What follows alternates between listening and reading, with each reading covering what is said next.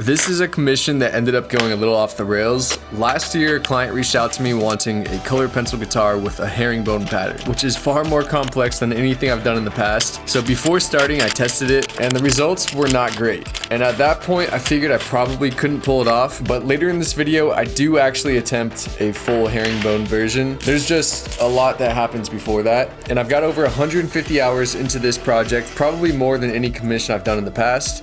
And a big reason for that is I ended up building two completely different guitars for this project. Both are color pencil builds, just two very different approaches. And in this video, I'll show how I made both and why I had to. For this first guitar, I'm starting with three different blanks, blue, white, and kind of a darker blue that looks a little bit more like purple, but that's just in case I need it. Whenever I do a commission, I'll usually hop on a call with the client and try to lock in as much as possible, whether it's the design, orientation, hardware, all of that. And originally the idea for this one was to do a herringbone pattern, which sounds really cool, but it doesn't really work with pencil blocks. I messed around with it a bit, and it was impossible for me to get a seamless, clean look using pencil blocks because it's essentially hundreds of joints making up the pattern. And trying to do that at guitar thickness without gaps just wasn't gonna happen. And then I also run into like structural integrity issues if there's bad joints. So it's just kind of a can of worms trying to pull off a herringbone design. And normally if it's just a personal build, I'll try stuff like that anyways and see what happens. But with a commission, I don't really have that luxury. So we pivoted to something else. And for the most part, this client was pretty open, kind of just let me run with the initial design, which sounds nice, but it actually gets a little tricky because when someone's paying for a custom guitar, being on the same page matters a lot more than having full creative freedom. But I've had customers in the past that just want something custom and feed me a little bit of direction and let me run with it. Sometimes that works and sometimes it doesn't. So for this design, I'm going with sort of a triangular mosaic style layout. Even though I'd like to make these patterns more intricate, I still have to keep the structure of the body in mind, especially through the center where all the string tension is. So this layout keeps things strong enough, but should still come out looking interesting. To create the blank, I've got to glue all these pieces together, and there's a chance I could get away with just gluing one piece to the next. But as a safety measure, I chose to use some wood dowels to secure them in place, which makes the joint a lot stronger, but it also helps align them during lamination. On most pencil builds, at this point in the project, I'd usually run this through the planer to level off the tops of the pencils so that the colored leads are showing. But with this blank, since I've got pencils oriented in different directions, if I were to put this in the planer, it would probably peel out all the white pencil leads. And so because of this, I have to router plane it instead. It takes longer this way, but it pretty much ensures that I won't fling out any of the pencil leads, which would obviously ruin the pattern if that happened, and I'd have to start all over. Gotta scrape the blank now to remove any routing lines and to clean up the pencil wood, because routing them bleeds the lead color into the wood, which on this blank only really happens with the blue leads. So I've got to be careful to stay between the lines here while I'm scraping, and don't scrape from blue to white. Top side of the blank is now good, and I'll put a little foil dam around it and do a flood coat of resin to lock everything in.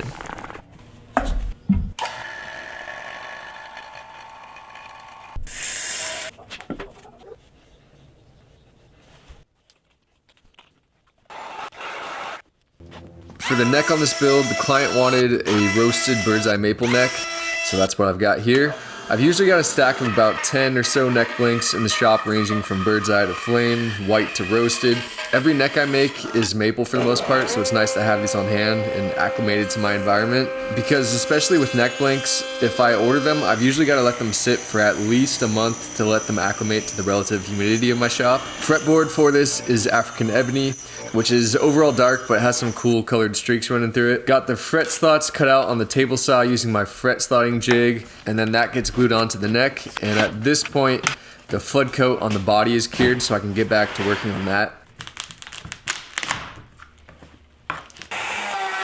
The first step here is getting the opposite side that doesn't have resin on it planed down to the pencil leads, and then I'll scrape it clean and cover it with painter's tape so the colors don't bleed while I'm working on it. Getting the body cut out here on the bandsaw, it's an Explorer style shape, but it's a bit less exaggerated of a shape than like a standard Explorer design. So basically every horn or offset on the body is shrunk a bit. I have to really watch for the body size on these pencil guitars because pencil and glue material is so heavy. So if I make this body larger, it's gonna end up coming out to like 13, maybe even 14 pounds, which is just not a realistic weight for a guitar. I get it routed to shape using a template that I made, and I'll actually use 2 body templates for this guitar. The one I used here is slightly smaller than the one I'll use later. So here I'm using the larger template as a guide to make a mold for the next and final flood coat. And I'll seal this up with silicone to stop any resin from leaking out. And then I'll carefully drop the body into the mold and pour on the flood coat, which will fill in over the back of the body and the sides.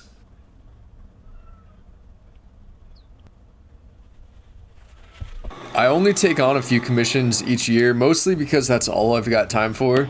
And usually when someone reaches out, it's for something along the lines of what I've built before, or some variation of it, which makes sense. But if I'm only doing that, I don't really get to push the boundaries on new concepts, which is really the part I enjoy most. And because I don't do that many commissions, I'm constantly reworking my process to figure out the best approach that works for both my client and myself. And every project ends up being a little different, so the process kind of naturally gets tailored to each build. But for every commission I do, I stay in communication throughout, sending progress photos, checking in on key decisions, and getting feedback on specifics. Basically just making sure that we're aligned the whole way through. But at the end of the day, it's not a standard guitar commission where I have like set designs and a list of colors. It's really more of an art commission where every piece is truly a one of one and unique in its own way, which makes it a bit more challenging in some ways, but overall it's a process in working with a client that I've come to enjoy.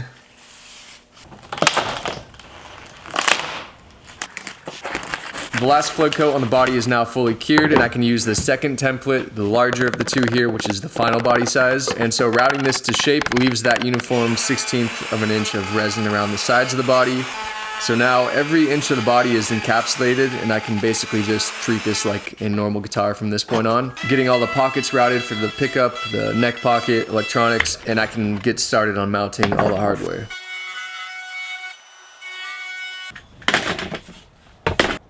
My process for these pencil guitars has evolved a lot over the years. I've already touched on a lot of these changes. Another thing I'll do now on these guitars is use threaded inserts for anything mounting into the body. So for the bridge, it'll get inserts for the cavity cover as well. It just makes things a lot cleaner, and it's more sturdy and reliable than just trying to screw directly into the pencil material. The bridge I'm using is a string through design, so I'm drilling out the string ferrule holes on the back, and I'll open them up a tad with a countersink bit so they'll sit just below the surface. Then I'll wipe it down with a bit of acetone, and it's pretty much good to get clear coated from here. And after that, I've just got to wet sand it, buff it, and get all the parts installed.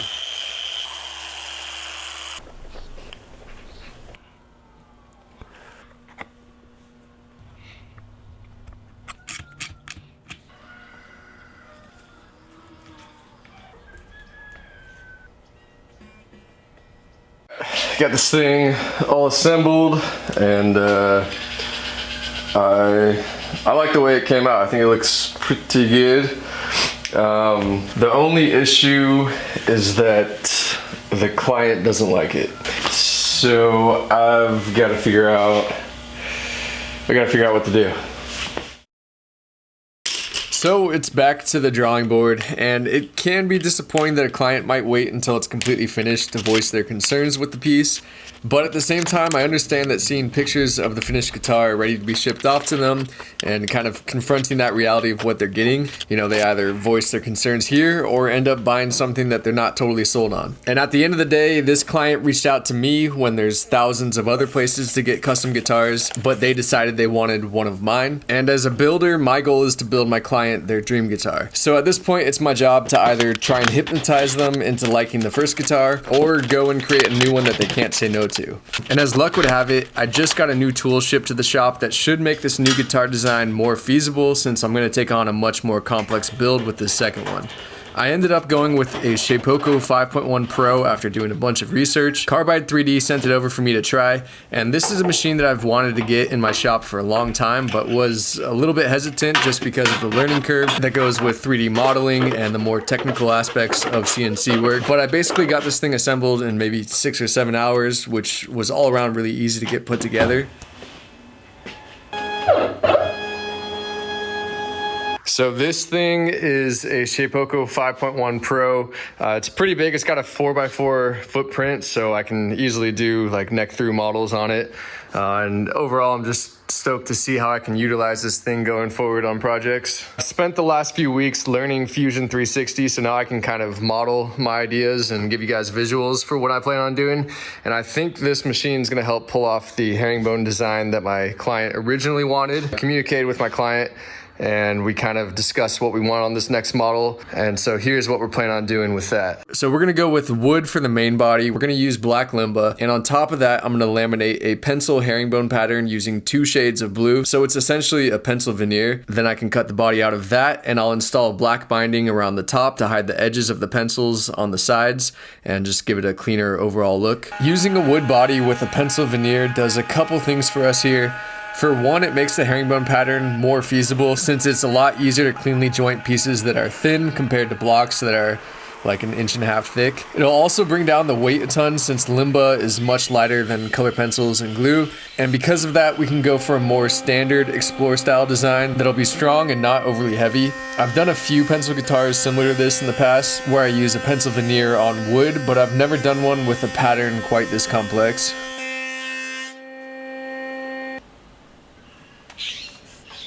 Something's not right with this. All these pencils were light blue. For this guitar, I'm supposed to have light blue and dark blue. But if you look through here, you have light blue and dark blue on this panel alone, which this panel is just supposed to be the light blue. So I did a little bit of research on my pencils.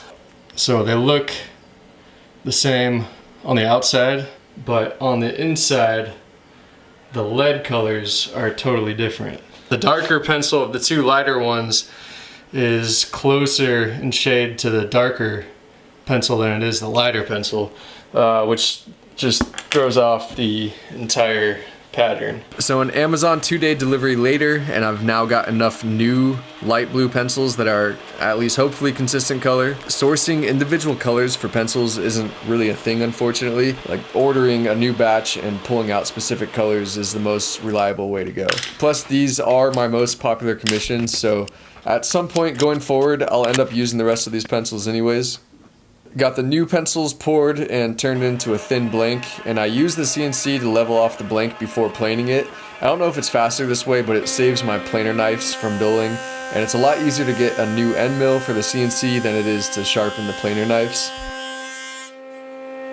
So now I can get this blank set up to cut out a bunch of small rectangles which will make up the herringbone pattern. And the nice thing about doing this on the Shapeoko is that I'm pretty much guaranteed to get consistently sized rectangles doing it this way. It's for sure possible to do this on the table saw with a simple jig, but if anything goes out of alignment and it ends with some rectangles that aren't perfectly square, or they come out not all the same size, with a pattern like a herringbone design, any small defect in shape or size is going to compound within the pattern, which would end up leaving gaps or bad joints, and that's what I'm trying to avoid here by doing it this way. I think I got like 68 rectangles cut out of this blank, and they're all held in place by small tabs, keeping them connected to the rest of the blank. Since the tabs are really small, I can just use a chisel to pop them out, and that leaves a nice clean edge on each piece. Now I've got to replicate that process on the light blue pencil blank, which is done curing.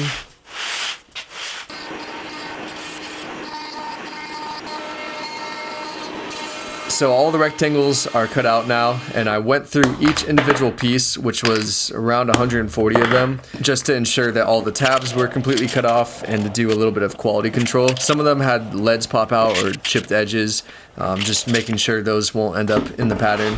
This is easily the largest guitar blank I've ever had in my shop. It's a 2-piece figured black limba blank, and this one is over 2 feet by 2 feet in size, so it's just a giant blank.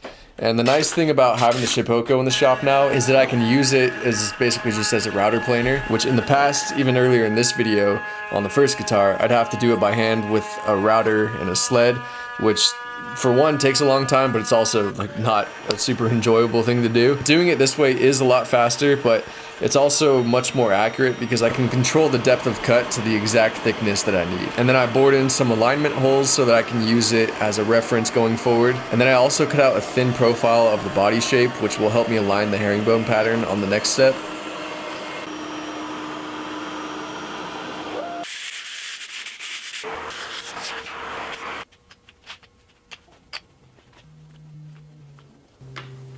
To laminate the herringbone pattern, I started by wetting down the surface with epoxy and just stacking the rectangles to create the center of the pattern, and then I can work off the sides of this middle section. And overall, this is a pretty easy pattern to put together. It's literally just alternating light blue and dark blue rectangles the whole way. I do only have one shot at this though, so making a mistake on the pattern here would like really suck because I've only got a 30-minute window of time to get it all laid out correctly. And once that window is up and the epoxy starts to set, it's going to be really difficult to make any changes. And then the next day I ran a new operation on the CNC which cuts out the profile of the body again, but this time I'm using an 1/8 inch end mill. And then I took some, I think this is like an 1/8 inch PVC panel that I cut into strips, and then I fit that into the slot that I cut, which will essentially just create a dam that I can use to flood coat the top.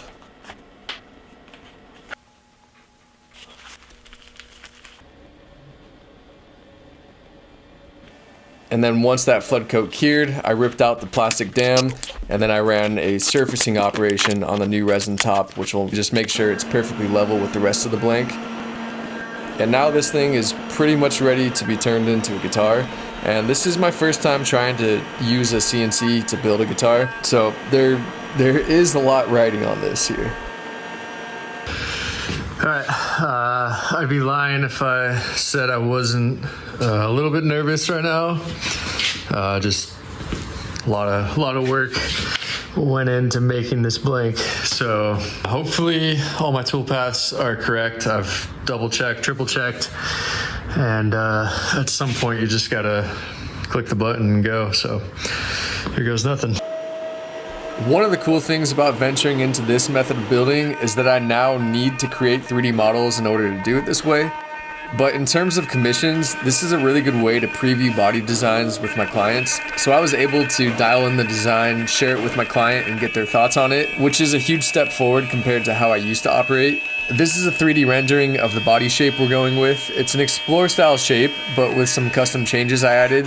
One of the big changes I made was tightening the waist of the body and adding these ledges on both sides where the body kind of swoops out and creates that edge underneath, and that's what you're seeing right here. This will expose the black limbo body on those ledges from the front view, which we just thought would end up looking pretty cool. Another nice thing about doing this on the CNC is that I can drill out all of the hardware holes so everything is perfectly aligned from the get-go, which doing by hand isn't really hard, but it definitely takes some time to make sure everything is being placed in the correct position.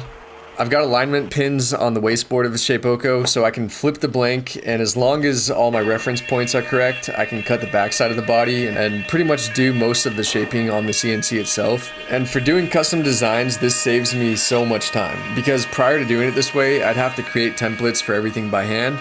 And for a design like this, that could end up being like 5 or 6 different templates, which I'd then just use to route by hand anyways. So still learning this thing, but I can see a lot of potential for it going forward. I think it worked, which I'm not gonna say I'm surprised, but I am relieved. I gotta cut off the tabs and then I'll double check, make sure all the holes align. I'll just keep moving on with the project.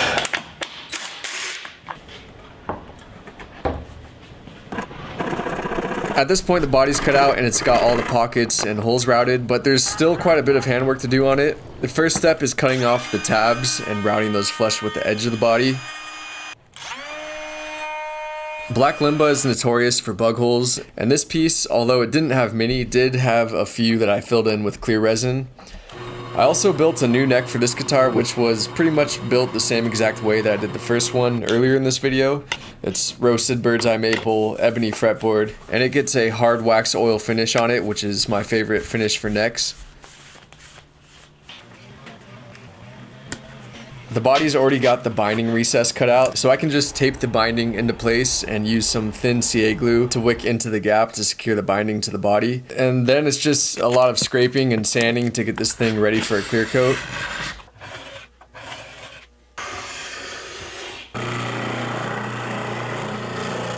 Since black limba is somewhat porous, I need to fill the grain before clear coating it. For this, I used a UV cure grain filler that I just work into the grain on the guitar and then set it out under sunlight for a few minutes, which cures it, and then I can sand it back, and that leaves a nice smooth surface for clear coating.